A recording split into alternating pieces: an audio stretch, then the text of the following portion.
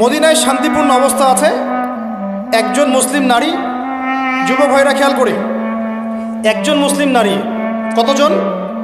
মাত্র একজন। কোনো হাজত হয়েছে, প্রয়োজন হয়েছে, তিনি গিয়েছেন বনু কাইনুকার বাজারে। কোথায়?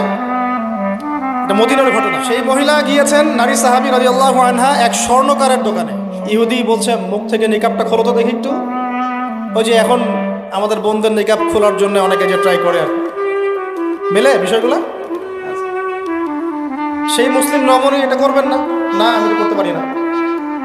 তো সে শয়তানি, ছলচাতুরি শয়তানি করে একটা সুতা বা দড়ি কিছু একটা দিয়ে সেই মুসলিম রমণীর, নারীর, মহিলা সাহাবীর জামার কোন একটা জায়গায় চুপ করে একটা গিট দিয়ে দিয়েছে। উনি বুঝতে পারেন না। কোন কওমের কথা বলছি? বনু কাইনুকা। বনু ওই 3 গোত্রের একটা, যেটা